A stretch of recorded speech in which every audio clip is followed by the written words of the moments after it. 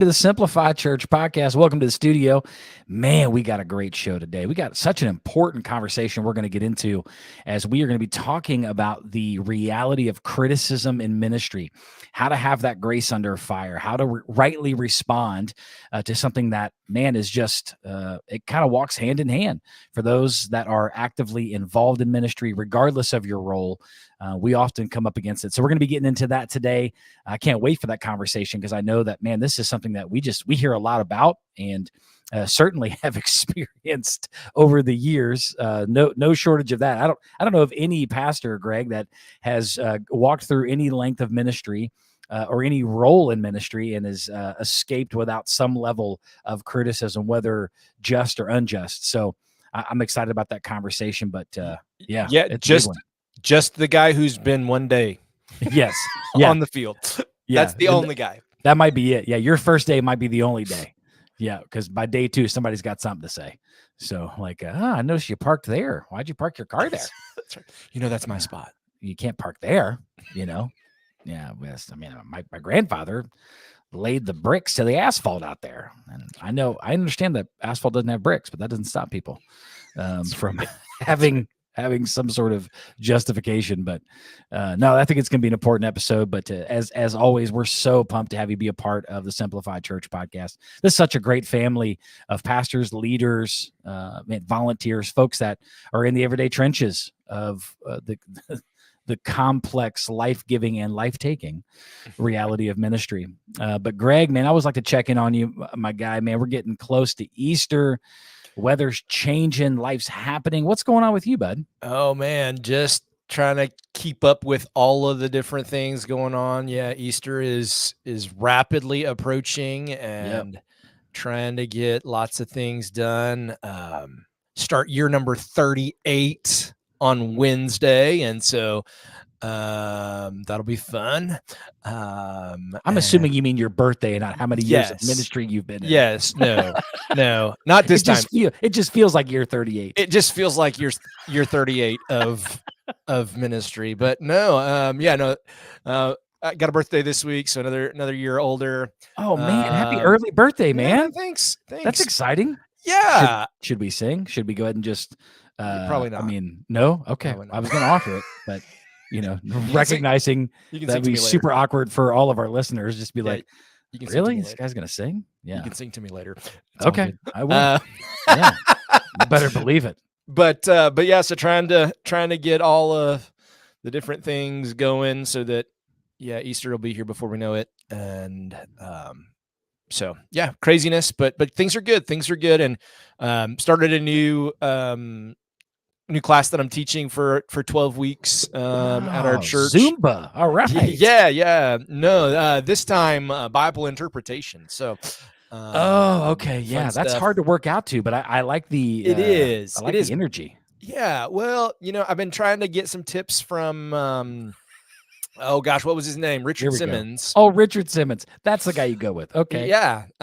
Was trying to get some tips from him, but he's a recluse, and so he hasn't answered any of my phone calls or. Yeah, boy, he did just kind of disappear, didn't he? My goodness, he went. I mean, it's like it's not even. I'm not even sure he's actually alive anymore. It's like a Weekend in Bernie's kind of situation. I don't know what's going on with him, but he disappeared. Who was the guy that did the Tybo? Billy Blanks. Yes. Wasn't that his name? Yes. So thinking all things Richard Simmons, because, that's just a terrible thing to think about. But since I brought him up, I heard that they're going to do a movie about him, and Pauly Shore is going to play Richard Simmons. And that just makes my heart happy. It makes the most amount of sense of all the possibilities. It does. I'm not sure who else you could get to do that. I've not seen Pauly Shore in a movie in years. No, but he got old too, man. Like, it's amazing how these people kind of get frozen in your mind. Like, in my mind, he looks the same as he did in Son-in-Law. Yes. Yes. But I recently saw him and I was like, whoa, okay. All right. Everybody's getting old. That's right. That's the downside. Except for me. Except for you. 38, dude. You're a pup, man. 38? Good Lord, man. I got shoes older than you. I love it. I'm glad you chose shoes and not something else. What? What's wrong with you? Well, Yeah. Well, lots of stuff. But here's we ain't got time for that. two beautifully bald men over here just talking about Richard Simmons, who has quite arguably one of the greatest, well, most, I don't know, recognizable heads of hair Yes. in show business. I mean, perhaps the only person who has more recognizable hair than he is Bob Ross. Oh, yeah. Yeah. Both. I mean, both beautiful heads of hair in their own right. Yeah. I'm jealous. But yeah, man. Excited for you, dude. Happy early birthday. It's going to be a good one. 38. So now that everybody has stopped listening, how are you, Mike? I'm good, man. I'm excited for your Bible class, though. I will say that. I think it's going to be good, and I think you're going to do well. But I'm great, buddy. I'm so ready to get through this fall, spring. Let's get back into second winter, and then let's move on to first summer, which I'm totally ready for. But no, I'm good, man. Just plugging away, doing the thing. You know, I was just thinking about like coming into this Easter season, just how like it is super exciting for so many pastors, so many leaders, so many churches, man. Like there seems to be a movement happening right now. It seems like numbers are up in a lot of churches. People are anticipating, but with all of that growth, with all of that enthusiasm, with all of that momentum, I mean, it doesn't necessarily erase the complexities of the everyday life that pastors find themselves in. And that's why I think a conversation today like this is, and it's important. And so we just kind of simply titled today's episode, How to Handle Criticism, because it doesn't matter what role you're in. I mean, you could be the student person, you could be the children's person. I mean, you could just be volunteering. And I mean, I've heard stories from volunteers over the years of just somebody walking right up to them and just absolutely openly criticizing the way they've done something, a decision they've made, asking them, why do they do it this way? And it is, it's fascinating how criticism, it seems like it finds us, you know, and particularly in ministry, there's almost like a magnet for it. I don't know, but I'm definitely looking forward to getting into this conversation, because I think about, you know, breaking this down into kind of 4 segments for us. And segment 1, and I'm curious if you agree with me on this, but it just seems like criticism is an unshakable reality that comes with ministry. And I'm not saying that just because like there's criticism in every job, but it seems like in jobs that are like this, and to some degree, it might even be unique because of the church and the way in which people are that the way they exist within the church, that criticism is an unshakable reality, and that it's unavoidable. Is that a fair statement? Is that an oversimplification, or am I seeing it with blinders on? I think in most places that's an accurate assessment. I think there are maybe a few exceptions to that, but by and large, I do think that there are so few churches that criticism is not just a natural part of church life. That when you find them, they are the exception and not the rule. Yeah. As far as, hey, this church really doesn't do criticism. That's an unusual thing. And I do think that there are several things that maybe feed to it being that way.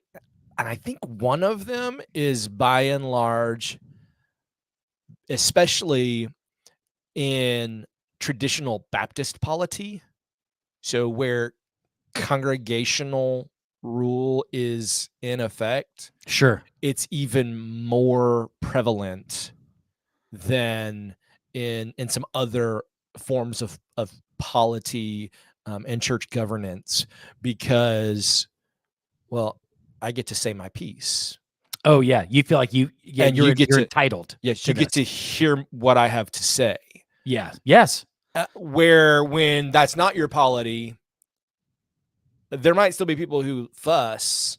Well, there are always going to be people who fuss, but yes, but it's not the same level, and there's not that overwhelming, like, just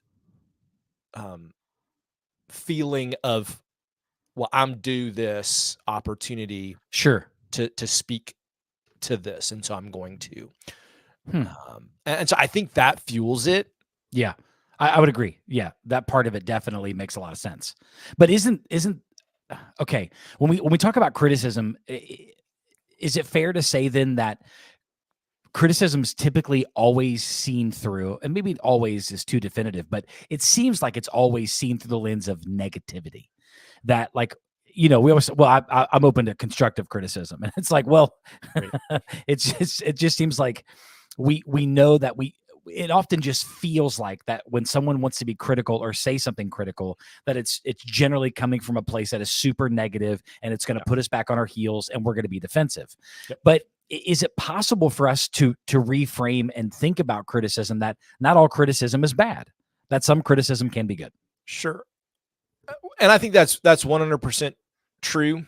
And I think it's super easy to say and super hard to live with. Okay. As far as like, nobody wants to be criticized. Period. It doesn't That's matter. correct. Doesn't Yes. matter who it is. And people who say that they don't mind it, they're lying. Yeah, I hate it. I mean, I'll be the first to say I absolutely hate it. And total honesty, like, while I'm not one who is easily offended, I used to go around telling people, well, I don't have feelings, so you can't hurt my feelings. Right. Well, I'm dead inside. So that's fine. only half true. Right. Like, it takes a lot to hurt my feelings, but my feelings can still get hurt. And Yeah. same thing is true with criticism. Like, okay, yeah, some criticism, it is what it is. You can let it roll off. But to say that, criticism doesn't ever affect you, and that that you're okay with it, like, that's a lie. Yeah. No one is ever okay with it. And like you say, very few times in ministry and just in life in general, even whenever I worked in the secular world, very few people brought me constructive criticism. Okay.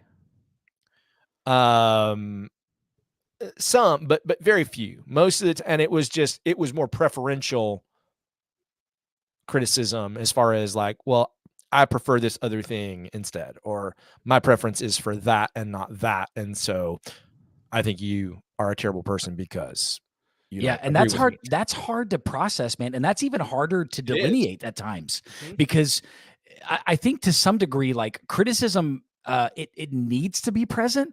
Only, and the reason I say that is because you could be existing in a place where, if no one's offering any criticism, even if it's preferential criticism, it might be because people just assume you're so unapproachable or so prickly that they can't come to you and even share these things with you. And so you might be thinking, like, man, nobody really says anything to me. And it's like, well, is that good? Is that a good place to be? Sure, and that's hard. And being one who is super strong type A, super high D, super high I on the disc profile, Yeah. like, I can be one that is just so direct that like, I've heard that statement from some people. Well, we just didn't feel like we could tell you. Well, because I'm gonna push back. Okay, but still tell me. Yes. Like, if you've got a beef, come talk to me about it. Let's work it out. But I may push back at you. Because you may not have all the details or may not have all the cards. And so I've been on both sides of that, where it's the, oh, well, we felt like we couldn't talk to you about it. Well, that's a cop out. Yeah, it most certainly is. Yeah. So, I mean, scripture commands us to, if we've got something to say, go say it. Right, exactly. And so, but I think there has to be both sides, and I think there has to be, when you're having those moments of criticism, of confrontation that goes along with it, like, being able to say, okay, how do I assess this? What's true? What's not true? And then now what do I do with it? Yeah. Is huge. Yeah. Because sometimes it's going to be true. It's going to be spot on and you're going to know it. Yep. You'll feel it immediately. And other times it's not going to be true. But your mind may tell you that it's true.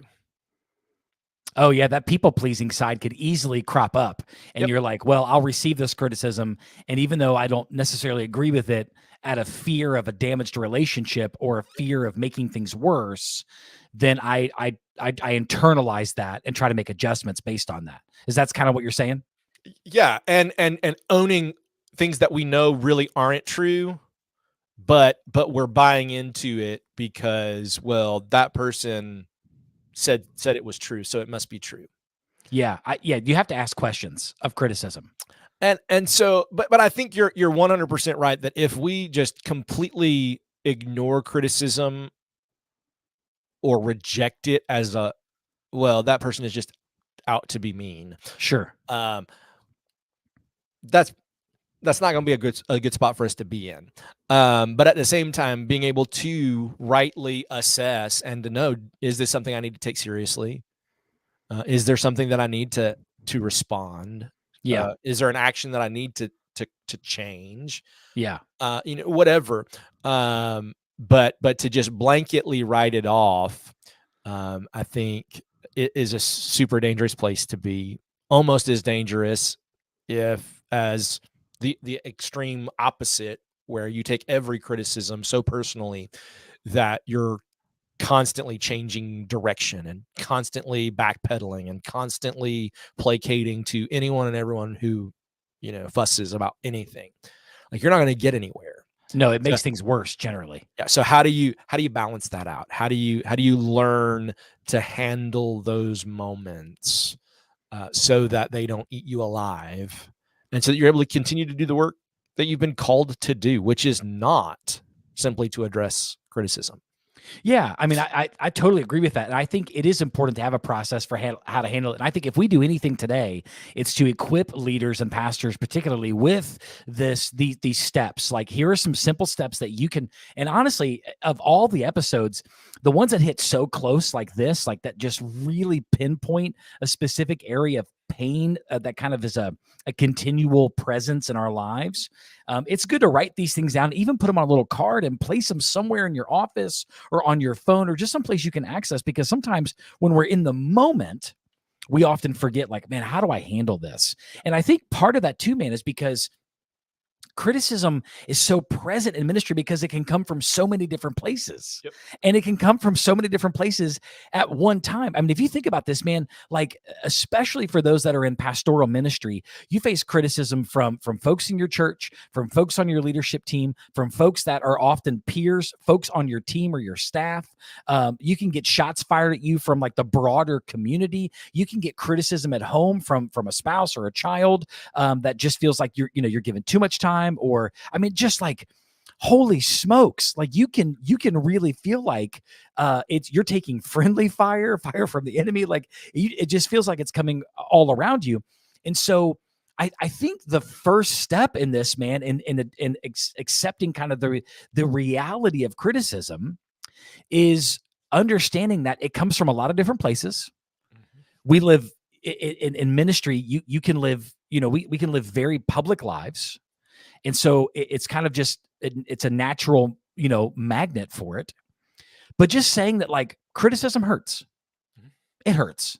If we can just acknowledge that and just say it out loud, like, yeah, it hurts when we're criticized, because rarely do we have the people in our life that come to us and say, hey, I just want to share a couple things that are on my heart, some things I'm noticing, and I'd love to figure out how I can help you move forward in those areas. Rarely do we get those people. Normally we get the unsigned comment cards, we get the one-off emails, we get the letters, we get the, I was talking to this person and this person said, right.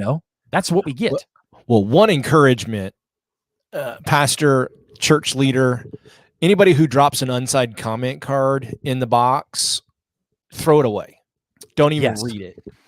I told my secretary years ago when I was just getting started, because I had some folks that they were every week it was a comment card that wasn't signed. And I finally told her, I said, I don't want to know. Yeah. If they don't have the courage to sign the card, throw it in the trash. Don't even, like, just look at the bottom of it. And if their name's not on it, throw it in the trash. I don't care what it says. Even if it says, Greg, you're doing the best job ever and we love you, throw it in the trash. Yeah. Because if they don't sign it, I don't need to give it the space. Because there's nothing I can do about it. No. You can't even go talk to them. No. I can't address that criticism. I can't say, hey, thanks so much for pointing that out. Help me understand more so that we can together see what we might do. there's nothing you can do. So pastor, leader, don't even look at them. Yeah. Throw them in the trash. Yeah, that's wise, man. I think, yeah, filing them immediately is very helpful.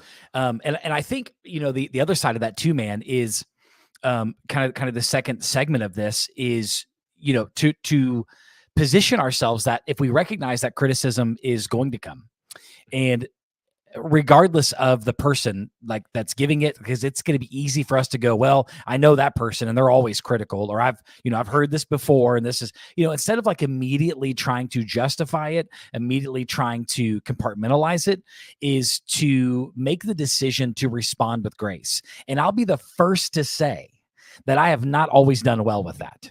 In fact, I'm probably more to deficit in that place than I am putting numbers on the board that I'm proud of. And we don't respond with grace. But it's that humility to say, maybe there's, even if I don't like the way it was said, maybe if it comes from a person I don't trust, or the way they're handling it is just so wrong. We have the humility to say, all right, I need to receive what they've had to say. Mm-hmm. And I need to respond in grace. And the best way to respond with grace in these situations, I think, and I'd be curious to get your take on this, is to say, hey, listen, I'm sure it wasn't easy for you to tell me that. Thank you for telling me that.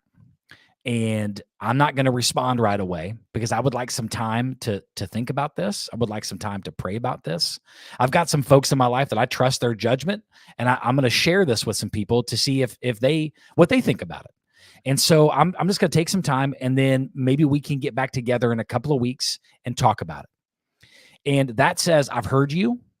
I recognize what you've said, but it also puts a boundary in place that says I need some time, so that you don't react in anger, right? But it gives you a chance to respond, and so you can respond with grace, and gives you time to process that. Is that good counsel, or am I just am I just trying to keep from blowing a lid? Well, I think that is wise, and I think you were spot on in saying you need to have someone or someones who you trust, and they may or may not be inside or outside the church. Yes. Like, they may not be church members, they may be other pastors or other, folks that you interact with regularly, but who aren't part of your fellowship, to say, hey, somebody said this to me. Do you see any truth in it? Mm. Is there something in this that, yeah, okay, I could see that. Let's begin to walk it out and see. But in that, do not make that person your spouse. Yeah, that's wise. You're like, they don't need that. Yeah, boy. Man, oh my gosh, because that could get their ire up in a hurry. Yep. And they're going to defend you first, right. and rightfully so.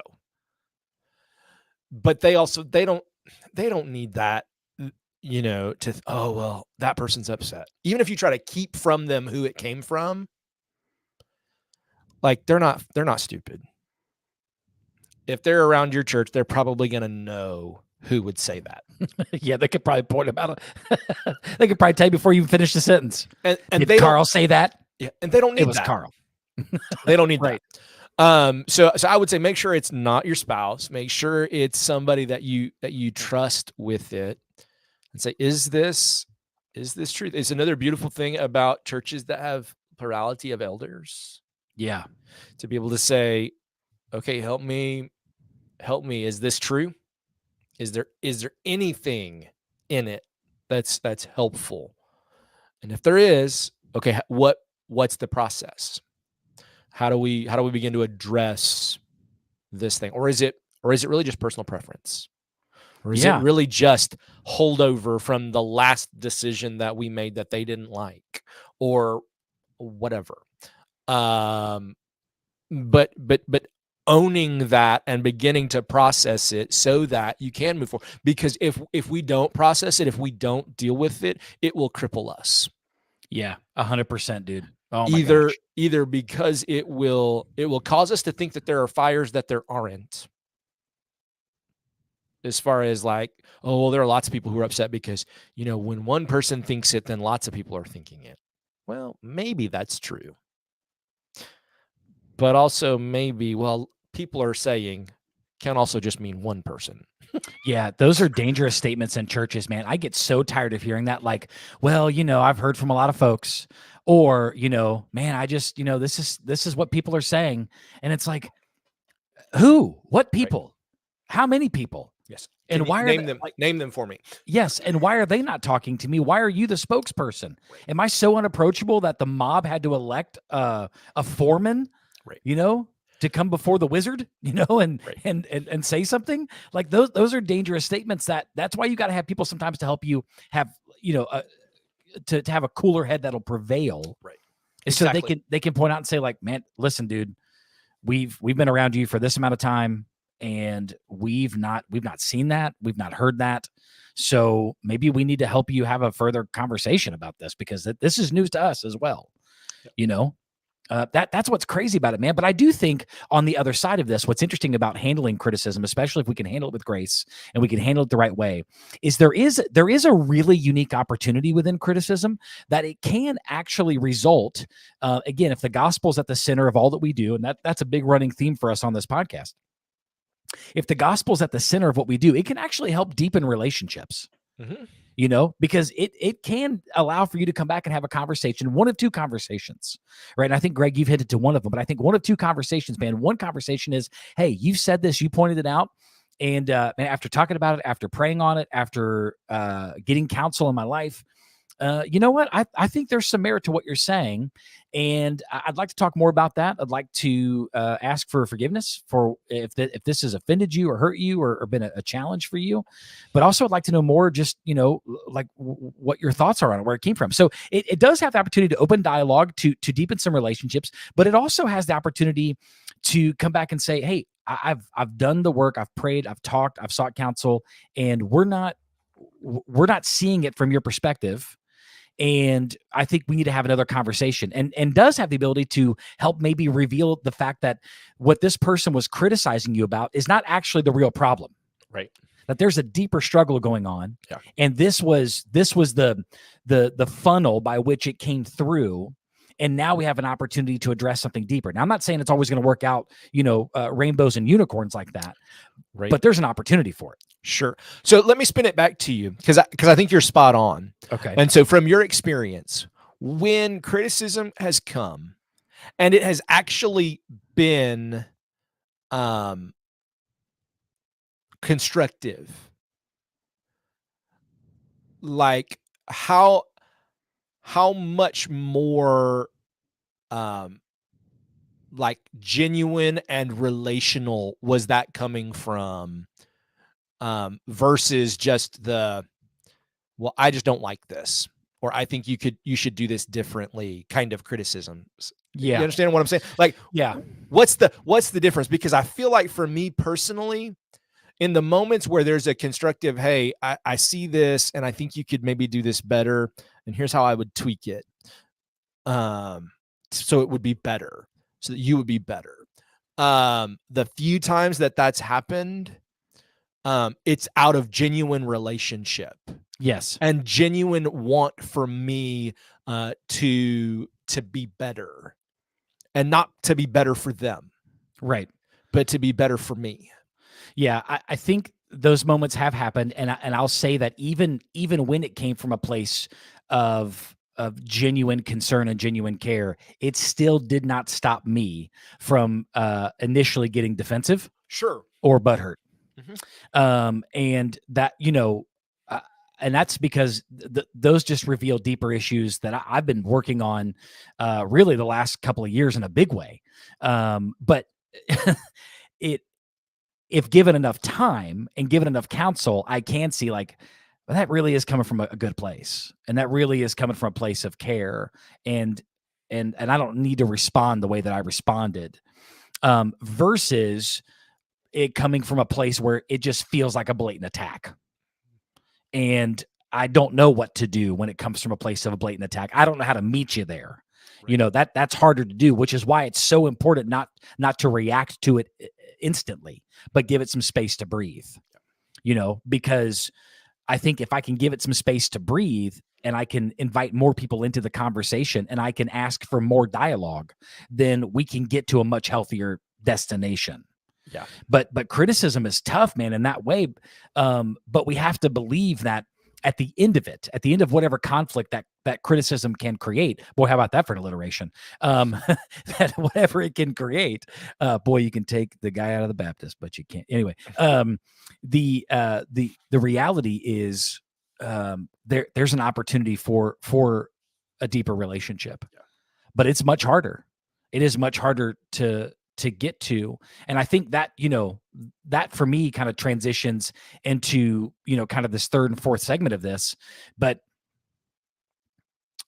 on the other end of criticism is an opportunity to become more like Jesus.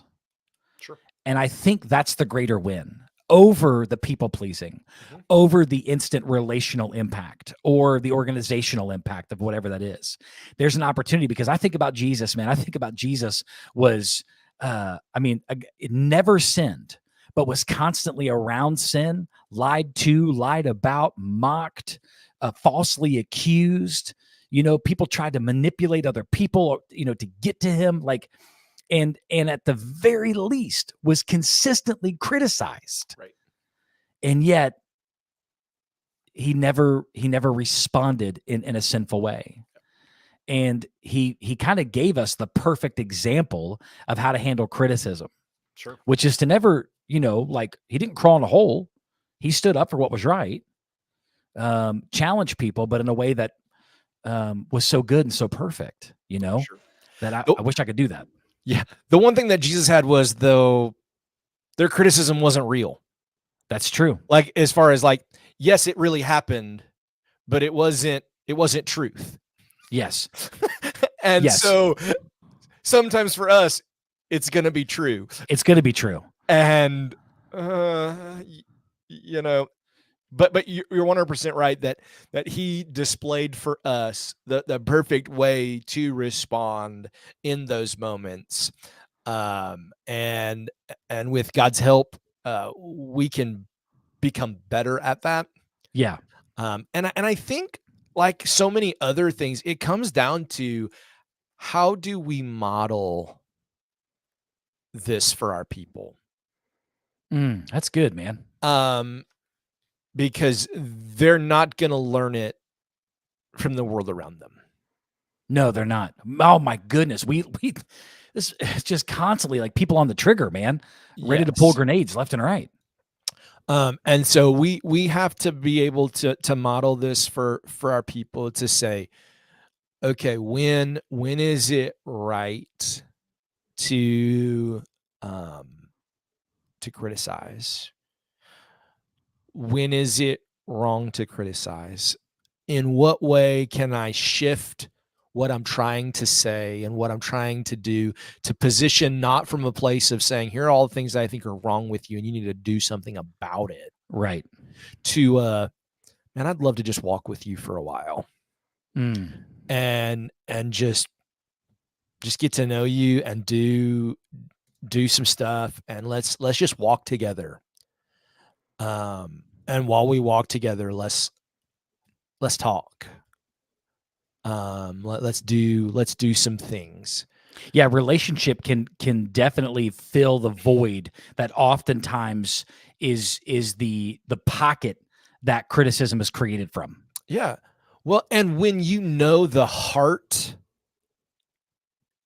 where something is coming from, when people are walking closely, you know, those people that I rub shoulders with day in and day out, week in and week out, I don't think any of them ever have to question where my heart is. Right. And so they're going to be far more likely to offer me grace, and to say, okay, maybe I wouldn't have done it that way, but I know what he was trying to do. I think that's right. So I'm not gonna fuss because I would have done it differently. Yeah.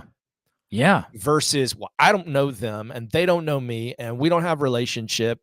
But I just don't like the way that they do it. So, when I was a youth guy, the senior adults that loved me were the senior adults that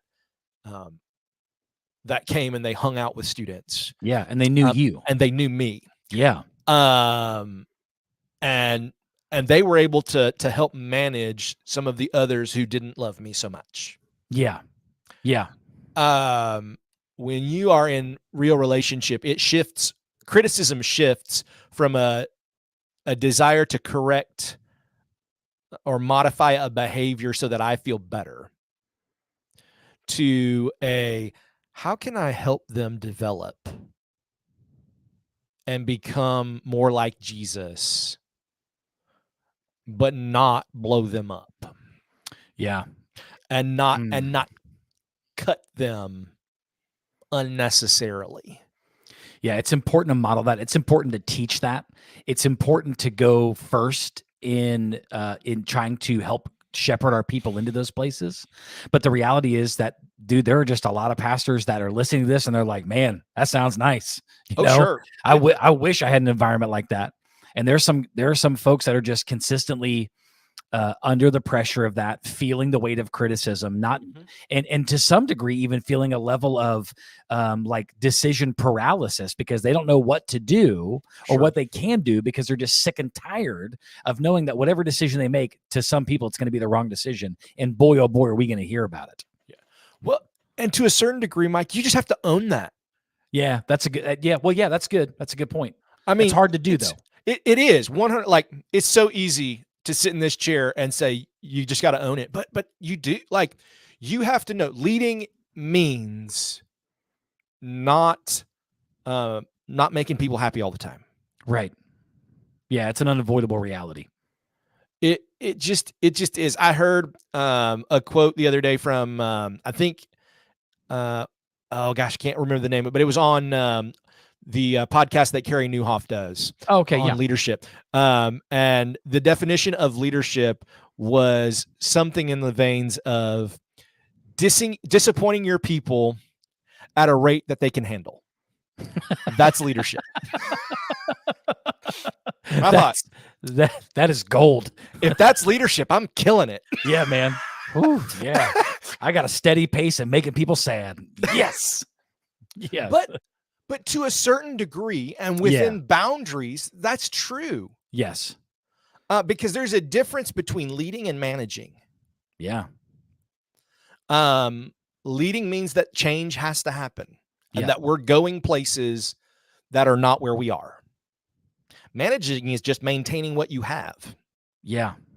And that can, especially with respect to criticism, that can get exhausting in a hurry. It can. And so you have to at some point be able to say, you know what? I'm not going to make everybody happy. Yeah. Yeah, you're not. And I have to be able to manage that. I have to be able to live with that. Or you will be paralyzed by it. Because, I mean, let's be real. I don't make my kids happy all the time. Right. I don't make my wife happy all the time. I can't relate on that one. That's I mean, let's be honest. I can't make me happy. Oh man. I don't think anybody disappoints Mike Whittemore more than Mike Whittemore. So I totally understand that, man. And I think there's a lot of wisdom to what you're saying. And so I think we have to bring this into balance and at some point be able to say, okay, there might be truth in this, or maybe there's not truth in it, but I still have to get up. I still have to do what I think God is saying do. Yeah. And be willing to say, you know what? So that means that sometimes some folks are going to fuss.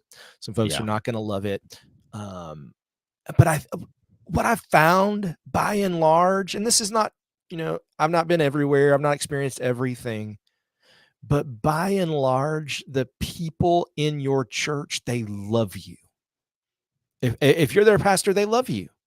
If you're a part of their staff team, they love you. They love what you do.